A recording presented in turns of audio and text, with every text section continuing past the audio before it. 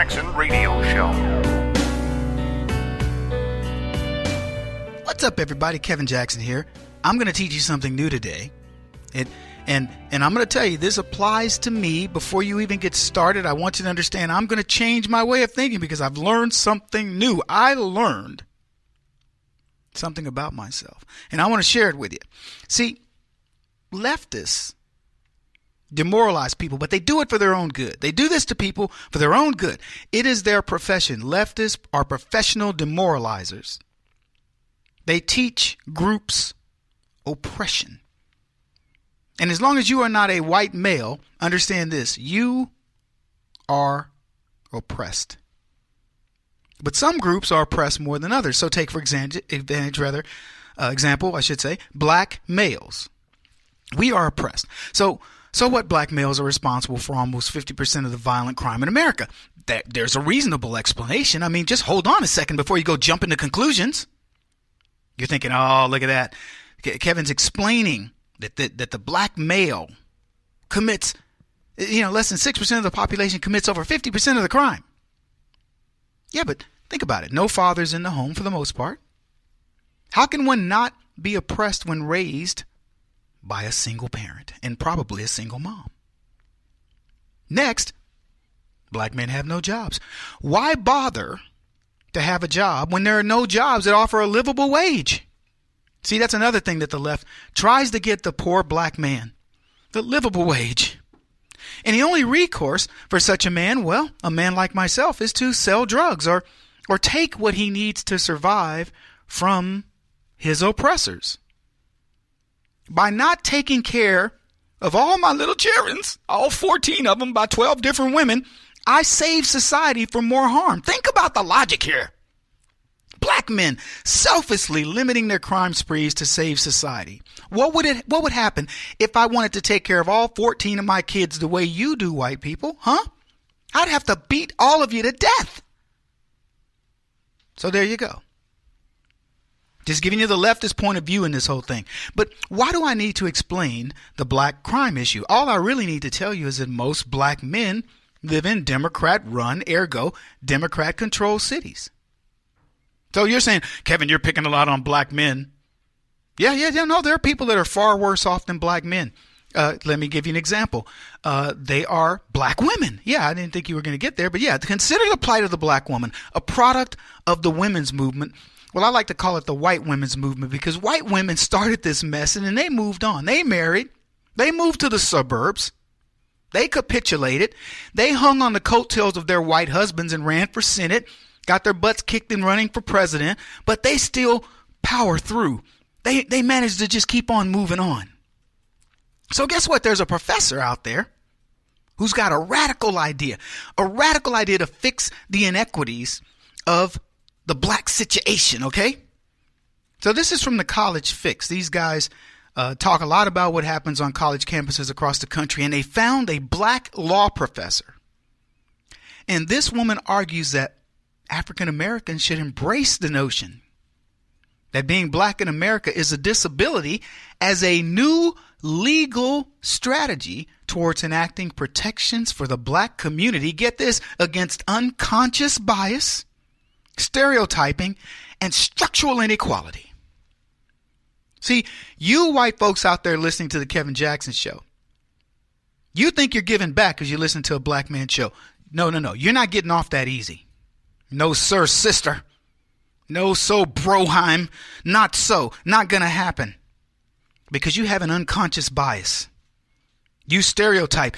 You have implemented a system of structural inequality that has me, Kevin Jackson, the man who should be in prison, right now talking to you on the radio and living the good life. Living la vida loca. Living the white dream.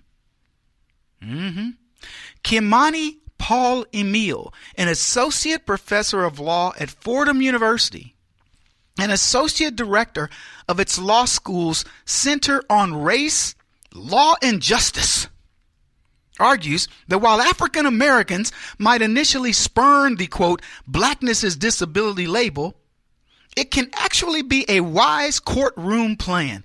I want you to know I'm about to sue all you people listening to this radio show right now. You're going to get summoned from my lawyer. It's on its way. Unless, of course, you donate $10 to the Kevin Jackson Show right now.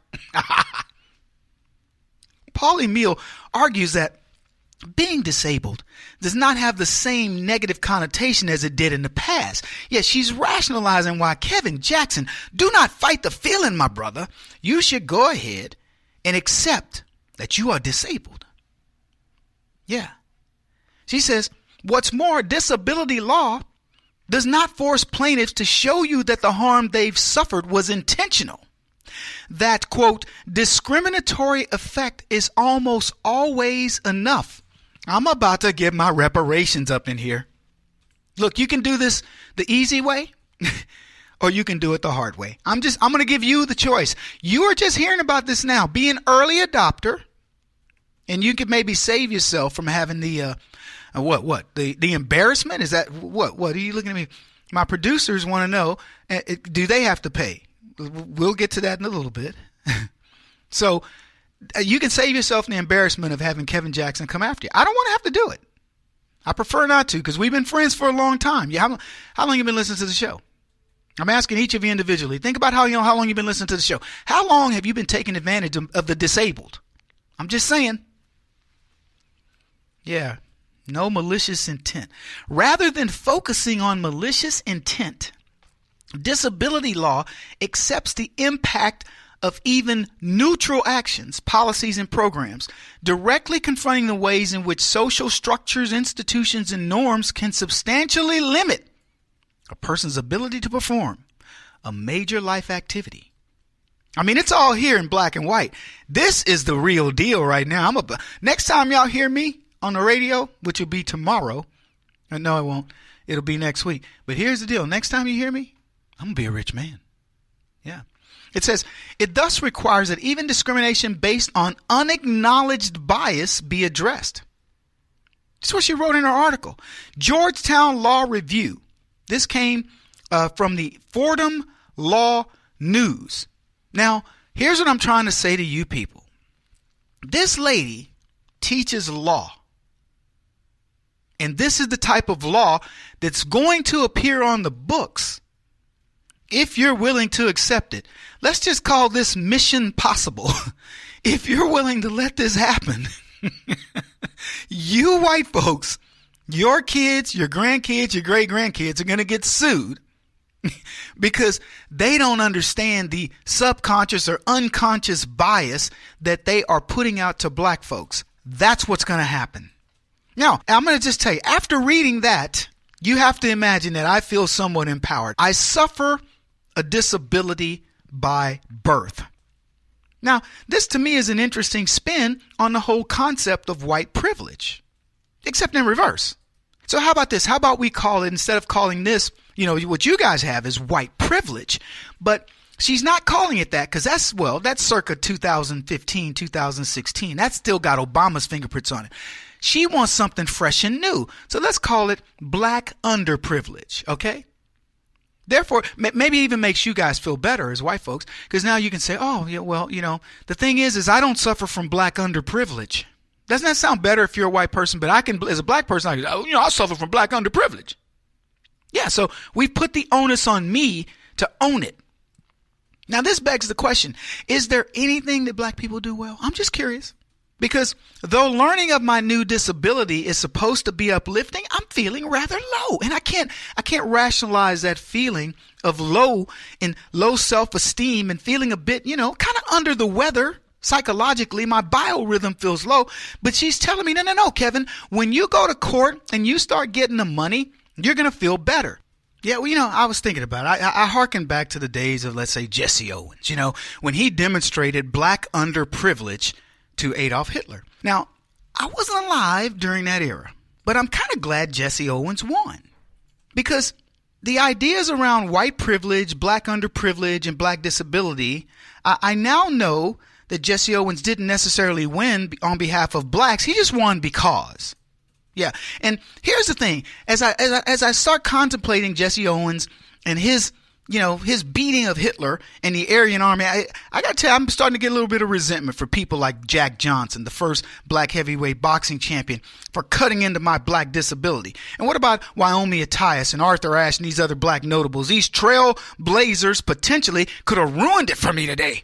Booker T. Washington teaching black people not to depend on anybody but themselves. Pull yourself up by the bootstraps. Come on, Booker T. You didn't even tell me in order to pull myself up by the bootstraps, I got to get myself out of the boots. You ever tried to do that? You cannot do it. Yeah, how sad. How sad. I look back on Dr. Martin Luther King and all his talk about content over character, over the color of one's skin. And we honor this man annually? What kind of nonsense is that? Thankfully, though, we got professors to teach us black people that we're nobodies. To be born black is the worst kind of fate.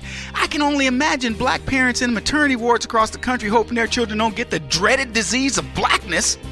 Where are those recessive genes when you need them, huh? Kevin Jackson on the Black Sphere Radio Network. Do you owe back taxes to the IRS or state? The secret to avoiding the IRS nightmare is to seek professional representation. My friends at Security Tax Associates provide the most cost-effective and ethical representation in the industry while helping to avoid seizures, levies, and wage garnishments. Security Tax Associates is here to ensure that the appropriate steps are taken to permanently eliminate any possibility of future tax burdens once and for all.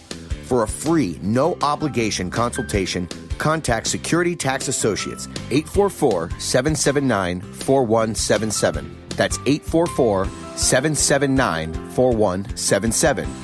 844-779-4177. Or visit them at securitytaxassociates.com.